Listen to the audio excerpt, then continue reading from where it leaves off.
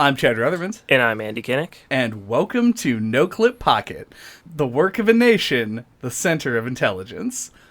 Today, we're going to be talking about Jazzpunk, a game that was developed by some hard-to-read stuff here. Necrophone Games, published by Adult Swim Games, and was released in 2014 on Windows, OS X, Linux, and PS4. But first, if you can give us a like or a rating, it would be greatly appreciated. So, Jazzpunk is a 3D adventure game where you play as a debatably robot human character who is sent on spy missions that you get to by taking medication. I think that's the genre. Yeah, one of the most, if not the most, Adult Swim game ever. Yeah, and also consider the release date of 2014. I think just should be sort of a constant running theme in the back of your head the whole time that you listen to this podcast. Yeah, it's interesting because it bills itself as being a comedy game. It is a game that does not take itself very seriously, and a game that does things, just general stuff, that are out of the ordinary in order to shock or surprise the player. Sometimes to get a laugh, other times more like gross out. And it's really interesting to play this game now, because it's a game that I was recommended when it released. And then to not play it for 7 years makes this a really unusual experience. This feels like we've described other games as in the past, as kind of a time capsule for this period. I don't know if you agree or if that even makes sense. I don't really. Good. I don't think you're wrong to perceive it that way. It's just not something that ever crossed my mind while playing it. The humor just felt very, I don't know, like it felt like its own thing. It didn't feel like it was specifically reminding of like an era of humor or anything. Sure. I mean, I don't think it's not the kind of jokes like Time Splitters, right? Which is a game that you can feel like the early 2000s-ness of it when you play it. Yeah, it's more like the subject matter to me. This is a game that is like pretty like distrustful of technology and makes a lot of jokes at the expense of weird subjects to be making fun of. Like, I mean, I understand that it's like an espionage spoof. But there's this sort of like bureaucratic distrustfulness and like the whole Communist Party thing and all the stuff with the like the sushi restaurant in the like Brazil-esque like cyberpunk town that you go to. It all feels like kind of dated to me. Like the references they're making, even though they aren't too specific works, all feel like references to tropes that haven't really been in vogue for about a decade or more. Which is a weird... It's just... That's how it struck me. I feel like if I had played this at the time, or more likely if I had played it a couple years before it came out, which wouldn't have been possible, I would have been at the age where I thought this game was incredible. Like the kind of thing that I absolutely am there for. Yeah. But because I played it now, it feels dated, it feels old, and it feels like it's not saying as much as it could be. I mean, that's fair, I guess.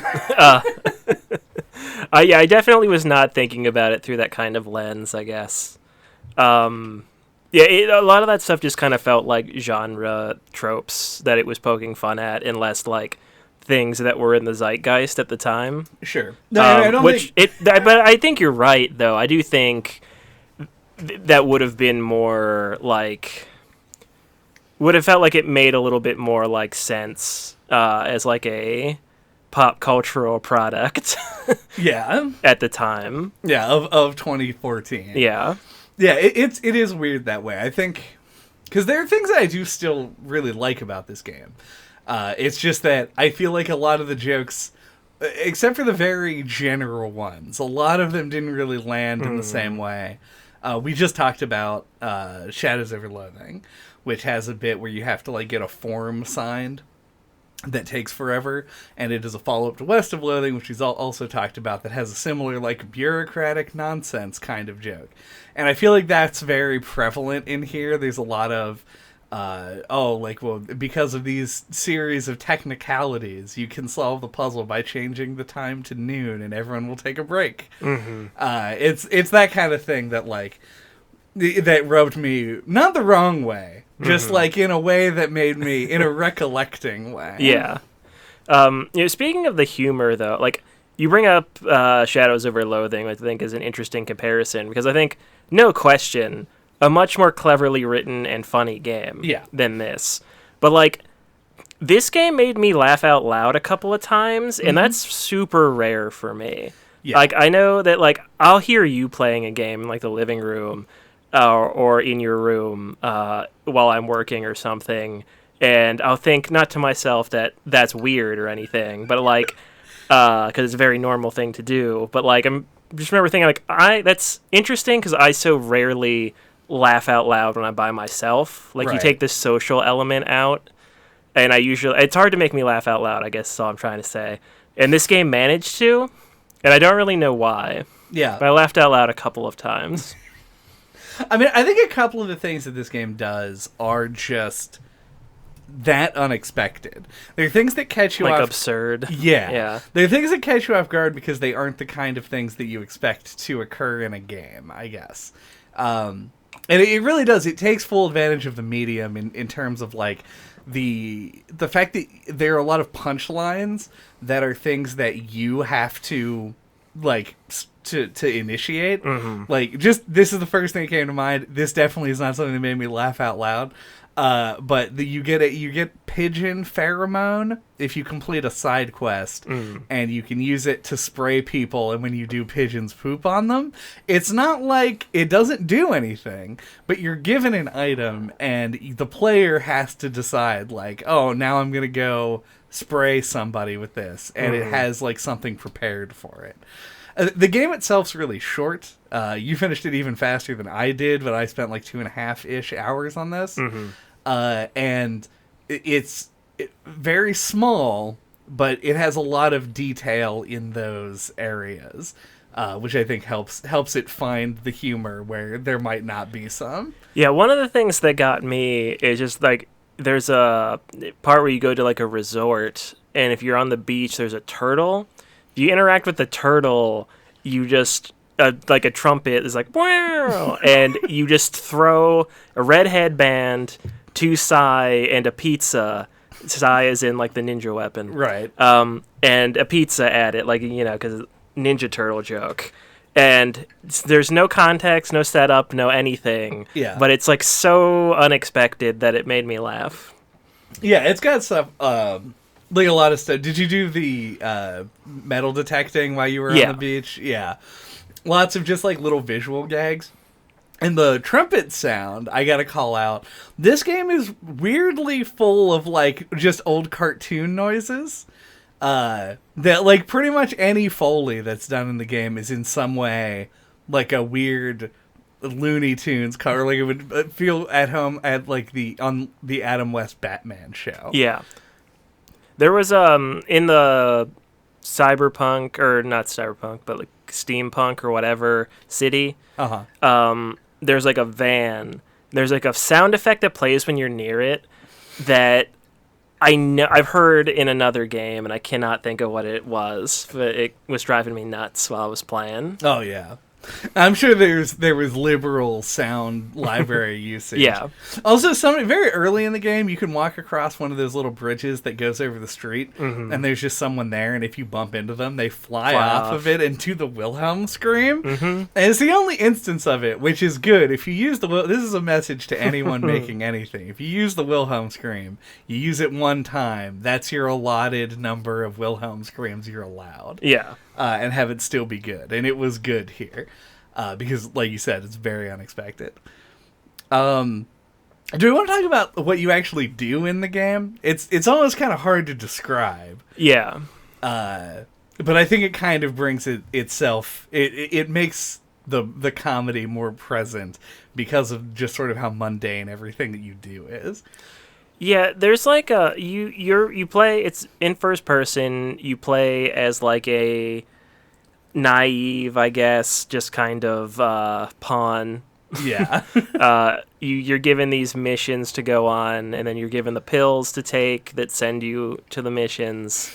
And yeah, you're like a spy essentially, and you have to like usually infiltrate a place and get a thing. Yeah. And I do think it does a good job of like giving you like an uncanny feeling.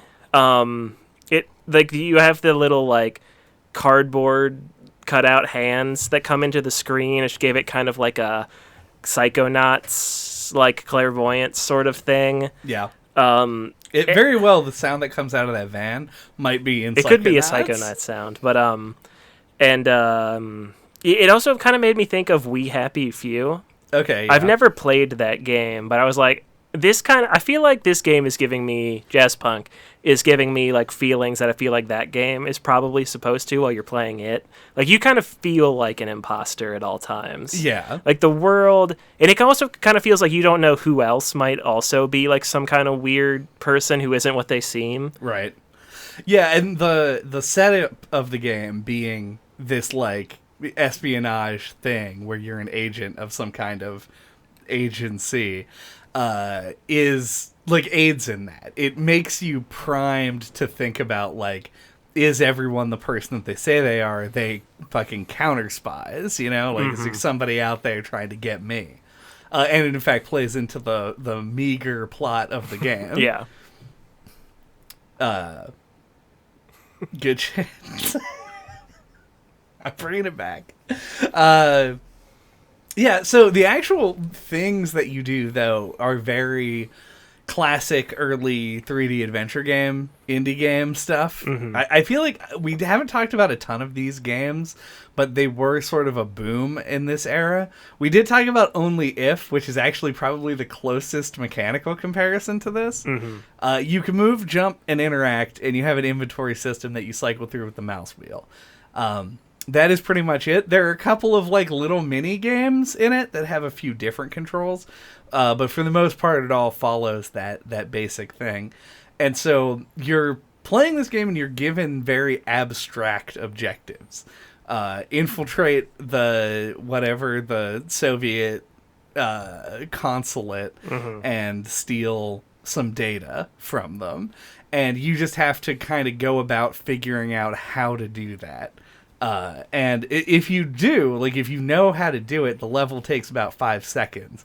Because you just set it to noon, ride up the elevator, jump out, go into the computer world, and then leave. Mm-hmm. And that's pretty much all that it takes. But it's this big sandbox set up around it. Mm-hmm. With like little mini quests and stuff like that.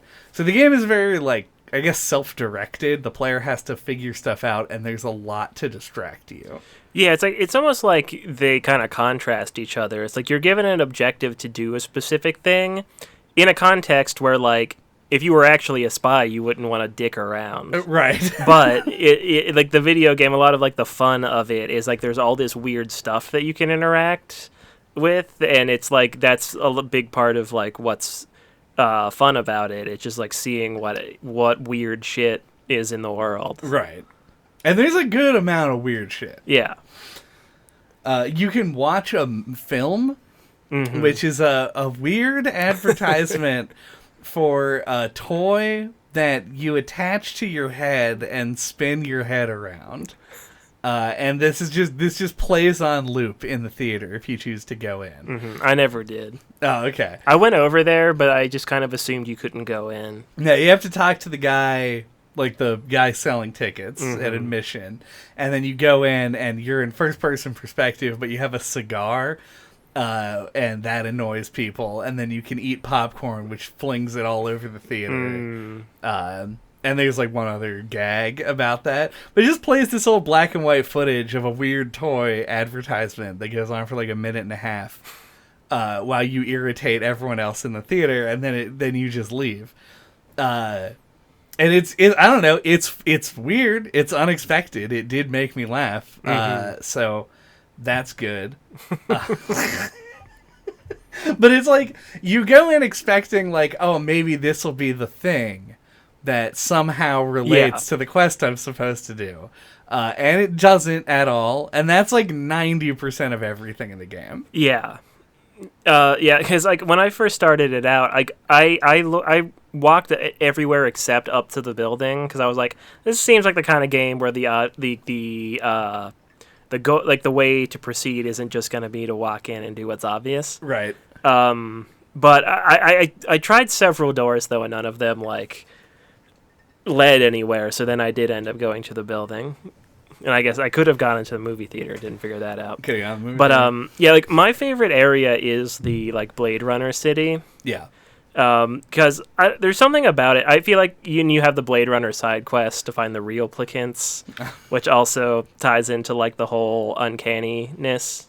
Because there are literal replicants that aren't people who aren't who they say they are.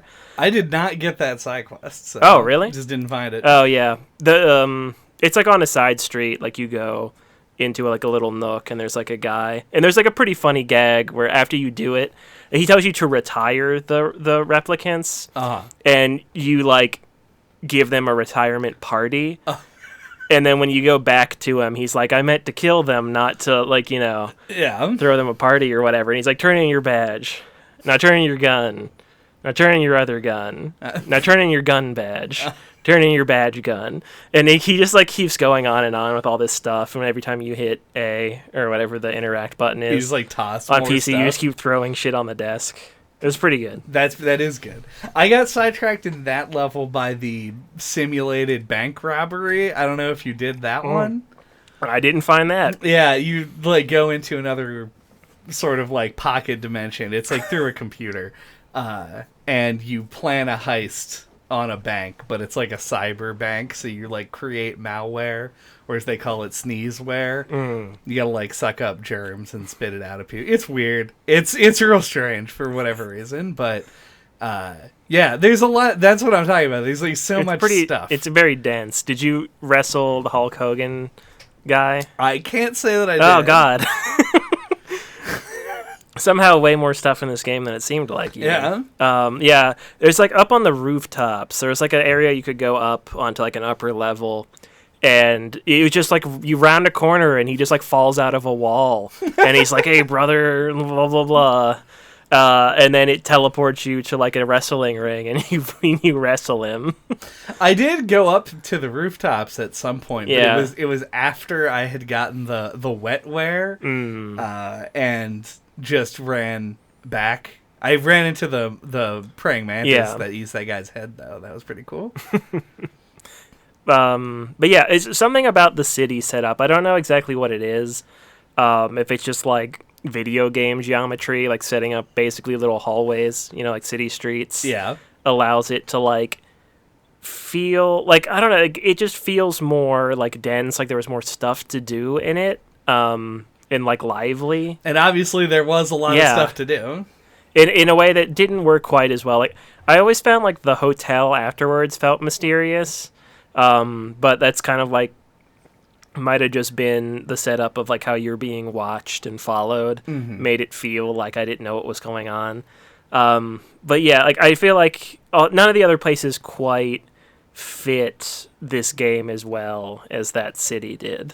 I agree. And I think that the name Jazzpunk, right? Like the thing that it's trying to imply is like it's a genre that is doing sort of its own thing.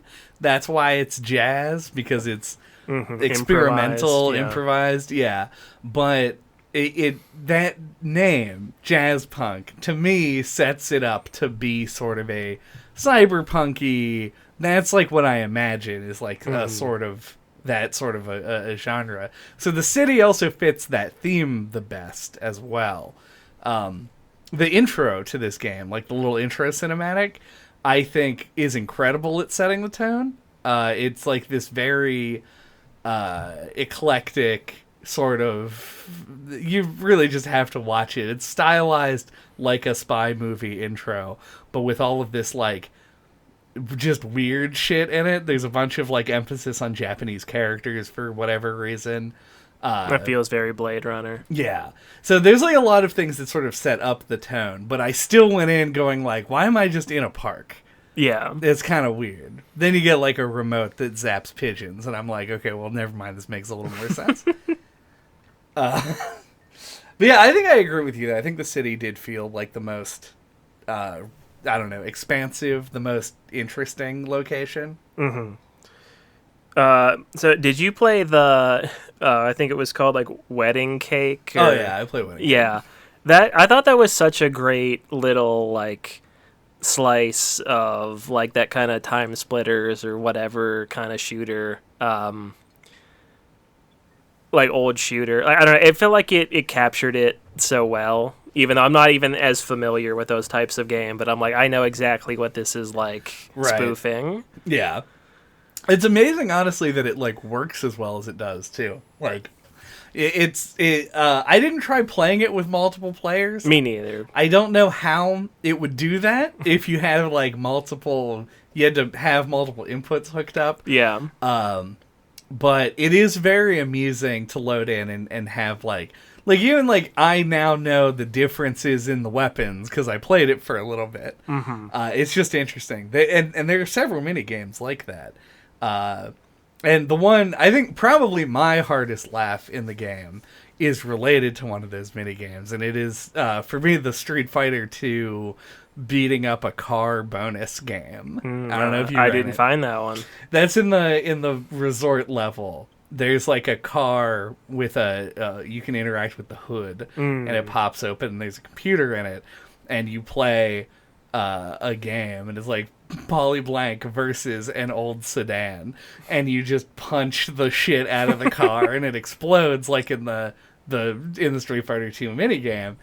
And at the end, because the car physically can't do damage to you, if you win, it's just like it has the fucking announcer voice that's like perfect, which is my favorite thing in the world. Yeah. So I thought that was hysterical. They have so many of these like little diversions that just work out so well. So one of the mini games that didn't work out so well was the mini golf. Yeah. In my opinion, I was sitting there on the first hole of the mini golf game that you had to do against the antagonist, and I was hitting the ball all over the place. Like I probably hit it like 30 times and got nowhere near the hole or flew right over the hole. And I had to get up and walk into the other room and ask Chad how it worked. I feel like it's so unintuitive. It is. Yeah, it's stupid. And I think this is older, right? Like 2014. Mm-hmm. But we very recently played fucking Curse to Golf. And we've been playing golf with your friends. And so there's all these different golf things in our heads now. We've been poisoned with golf. That when it asked us to golf with a pool cue in this game, I didn't know what the fuck to do. And it's a lot easier to figure out if you're using a mouse, but at the same time, like, I guess it doesn't matter very much because the result of those games doesn't matter.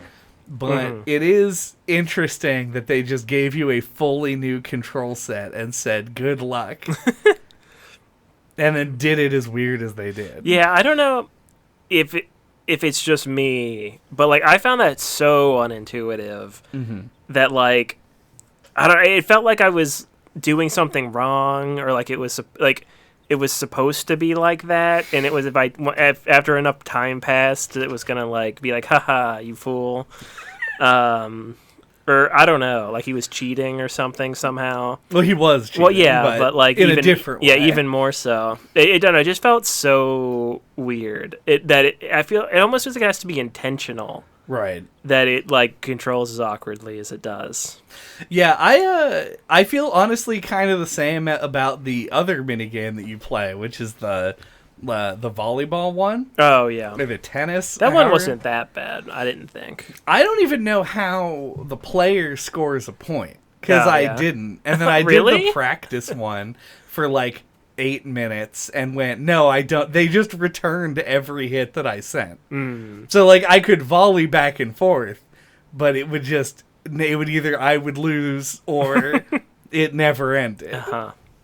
Yeah, so I don't know. I lost only by 1 point. Well, I didn't lose because I hit him with the chair. Oh. So well, I only played against the guy for like 2 points, and I was like, I don't get this, and so I smacked him. Okay. And moved on. But yeah, I did not. That didn't click with me at all. And neither did the thing. Honestly, this game is very short. I also feel like it might go on a little bit too long. We can talk about that. Well, maybe right now. Do you have any other mini-game discussion? No, I don't think anything on specific mini games. But like my notes are like all fucking over the place. So I mean, that's the kind of game this is. Yeah. So we can just talk about whatever it is. Yeah. So I'm going to talk about the fact that this game has like kind of a narrative. It's not. The game is not about the narrative. It's about like the moment to moment stuff. But there is character work in the game. There is your character, Polly Blank. The commissioner? Whatever his name is. Or the director. The director. Yeah. Who gives you the missions, and then the villain character, whose name I don't remember. Me neither. And there's like, the villain character does not make an appearance until the next to last scene of the game. You like show up, swap briefcases with him, and then someone poisons you. And eventually you go to he kidnaps the director, and you go and rescue him. I say it's a narrative. It's more just like an excuse for additional tropes in the spy genre. Yeah. Where you sneak in pretending to be an exterminator. Which is another minigame. Also, there's Fruit Ninja in the game. So lots of that stuff as well.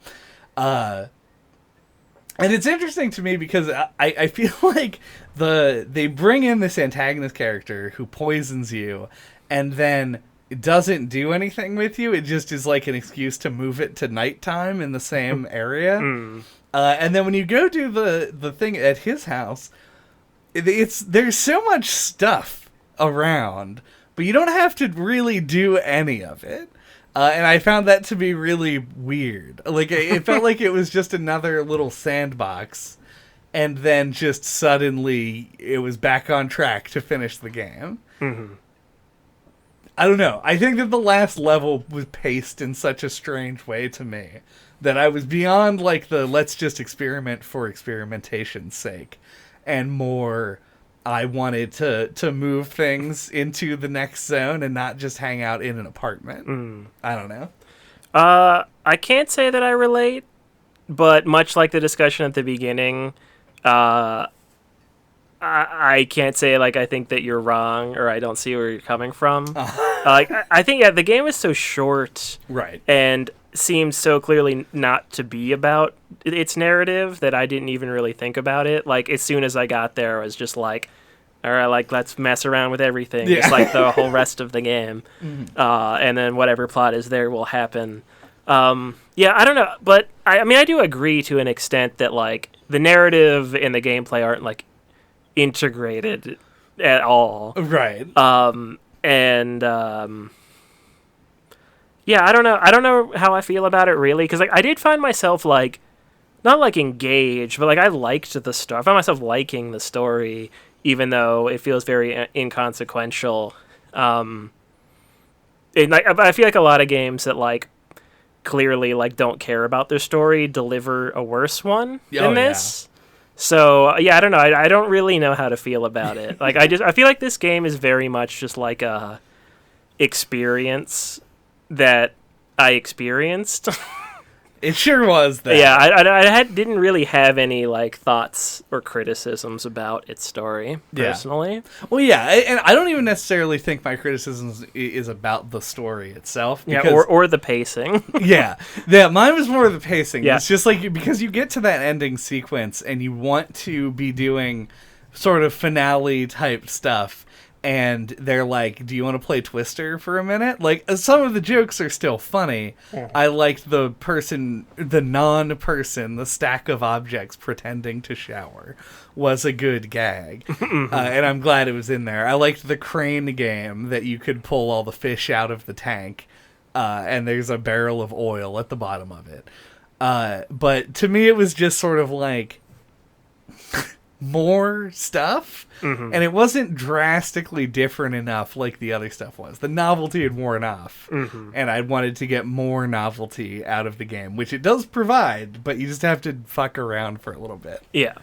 The narrative itself, like, I don't think the game cares, and I don't care. So it's definitely not a criticism of that. That's not what we sign up for when you play Jazzpunk. Yeah. So I guess just some random stuff I have written down. There's a part where you have to kill a mechanical pig. Yes. And then roast it. There's a QR code on it. It's a functioning QR code that you can scan. Yep. And it just leads you to a weird string of words and a Reddit post that says, this is what the QR code in the game says. Yeah. I found the Reddit post. I imagined at some point it had a website or something. Yeah, and it just has expired. Yeah, that would have been my guess, too. And yeah, I guess that we've hit everything else, and I didn't even realize it. On my notes. My God. Oh, except for the very top note, which I almost forgot to mention. Classic top note. A classic top note. But this game has a couple of graphic design jokes in it, which I thought was kind of weird. There's like on the desk of the Russian whatever building in the first mission, it says like typesetter fired is the headline, and it's like in Comic Sans or whatever. Oh yeah. Which I thought was kind of funny. And then in the Blade Runner level, you walk up to one of the women on the street, like she's like in the geisha makeup, and she says it's inappropriate to ask women about their font weight, which doesn't really make any sense, but like it is like a typography joke, right? And yeah, like it's weird because like when I saw the logo of the game, it says Jazzpunk, and then I think it might say like Director's Cut, or it says something underneath of it. Yeah, this is like an updated version. Yeah, and it's in like a very like brush script-esque script font, and I'm like, that's such a bad font choice. So It was weird that I already had that on the brain, and then it made those jokes. I thought that was interesting. Yeah, it's funny. It uses like the beginner's guide font. Yeah, kind of. It's just it's worse than that one. It's worse. Brush script is kind of like a Comic Sans or a Papyrus, where it's like it's a font that it's like been overused, and it's like kind of tacky to use it. Yeah, and it isn't brush script exactly. It does look like it's a customized font, but it's still too close in my opinion. It just looks bad, I think. They should make a director's cut where they just change the font of the word director's cut. That would be funny. Would be funny. Yeah, and I think a lot of it has to do with there being this sort of like I mentioned at the very outset, like this technology and specifically this mistrust of technology theme, because there's a lot of there are a lot of just jokes about computers and programming. Actually, less about programming, more just about like the literal architecture of computing. Throughout the game, there are several characters who are very explicitly robots, even though I think there's sort of an implication that everyone is robotic in some way. And so I think, when they say like the font weight or whatever, they're probably referring to like sort of the internal code or whatever would have a font weight, but who knows? And one other thing that I also missed on my notes, because I don't know why. You have like 5 notes. I know. You missed 2 of them somehow. Is that I think the director, like all the gags to deal with him are very obvious ones, but I found them all to be pretty funny. Like I think I think this is enhanced by being delayed. I think it's before the second mission. It cuts to him, and he's got his feet up on the desk. But because this game is this game, it's just a pair of shoes on the desk, like to give like the impression that he has his feet up. I thought that was really funny. And then he does the like I'm walking down the stairs joke. Yeah. And both times he's in a different position if you look behind the desk, which I thought was funny. Yeah, because he ends up the first one he's just sleeping, and then the second one he's like weirdly like at a weird angle. Yeah, he's like splayed just out. like shoved in there. Yeah. Yeah, I thought it was because like the thing that it makes you imagine with the wine cellar joke is that after he walks down the stairs, he'll be gone. The joke is he actually did do that. But the fact that it has this like remnant element of reality where he actually can't just walk straight through a floor, he just is napping under his desk is very funny. Yeah, it cracked me up. Good shit right there. Yeah. Absolutely. Do we have swing wing thoughts? My swing wing thoughts are, this is, I feel like, such a classic Us game. Yeah. I kind of can't believe we hadn't played it already. It's very weird. I think as we were getting at earlier in the episode, it has this kind of early 3D indie game. Like, I don't know if it's a freshman effort, but for this developer, but like it kind of has that feel. And I feel like it, and if that is the case, it feels like a really promising start. I want to look into like what other games that Necrophone has made, or any of the people who worked there or on this game. So I feel like it's got a lot of potential. I compared it to like We Happy Few and to something else that I don't remember now. But it reminded me of a few games. So like I feel like it's got some cool ideas. And yeah, it genuinely very funny. It made me laugh out loud in a few parts. And it's got a lot of quirky, interesting little gags and things that are easy to miss, as we've found out, just kind of packed into its little world. It's very dense, and yeah, it's just the kind of like weird indie game on Steam that I feel like, you know, like 5 or so years ago, I was like really hungry for. I wanted to play a game like this fairly often and back then, and it definitely, I think, scratches that kind of itch if you relate to that at all. So yeah, I enjoyed my time with this. It's a little uneven, and it never like rises to heights where I would say it's like a great game or anything, but it is like a cool, fun little game. Yeah, I think I agree with that mostly. I most of the game feels that way to me. Like one of those older games, and when I say older games, they weren't old at the time, but those like unusual games that are built on an experimental basis, something that is just, what can we do with this and see what happens. And this game does a really good job of subverting your expectations in what you think is going to go on. And I really like it because of that. I think that games have progressed enough now that I expect a little bit more from a game of this style. But given what was possible at the time, I am still pretty impressed with this. So overall, I think it is a good game. I think that the humor feels a little bit dated, but not so much that if you play it today that you won't get it or like it won't be funny still. It just you'll just notice that it's not necessarily poking fun of things that are currently cool to make fun of. So that's pretty much all I got. Hey. Other than, I should note, I think this, the very first time that we put together a list of games for Pocket, when we were like, we're going to do this little sub-show in between so that JJ doesn't have to travel as much. And so if you want to imagine, he's just moved even further away. It takes him a really long time to get here, and he always travels by train. I put Jazzpunk on that list because I was like, I've owned it forever. Somebody recommended it to me. The fact that I couldn't find 3 free hours at any point in the ensuing 5 years is weird. Yeah. But It just feels like the odds that we never played this, like all the times like we hung out and we're looking for a short weird game. Yeah, it seems like just near impossible. And yet here we are playing it for the first time. And yet here we are. And here we will be again next time. Thank you for listening to NOCLIP Pocket this week. What are we talking about next time?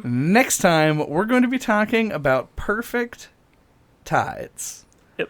And Perfect Tides is a point-and-click, a classic point-and-click revival throwback that I heard about from a YouTuber that I like, and it seemed interesting.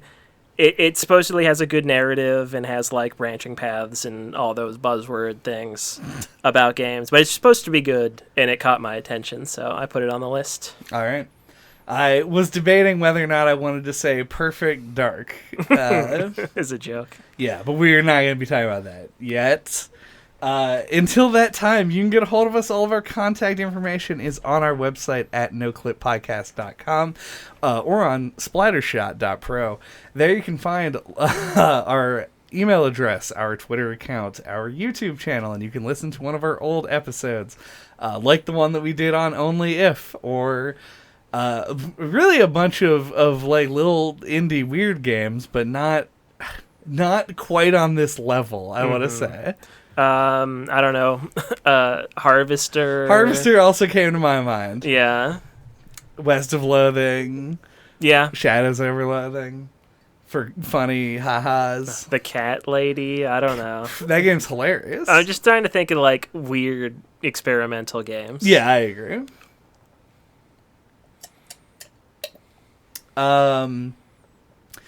Take your like button pills to subscribe to the channel. Take this briefcase and make the drop off and exchange it for the like button. Oh, there it is. I also kind of found myself, random thought, seeing that coming from a mile away as soon as that girl said hi to me. Yeah. That my drink was going to be poisoned. It almost kind of wished that it let you not drink it, like it gave you the control, but like it's not that kind of game. Nah, it does not have much player Yeah, choice. it's not an immersive sim. That would be the wildest version of this game. Deus Ex Jazzpunk. Mm-hmm. That's just what it's called. Yeah. Da-da-da-da-da-da.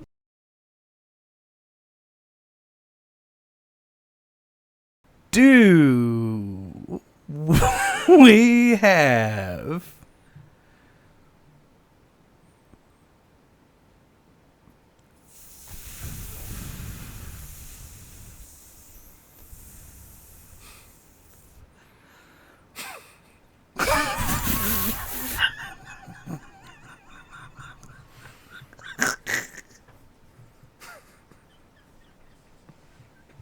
hold on. Do we have farts? Do we have farts? Oh, we fucking got him.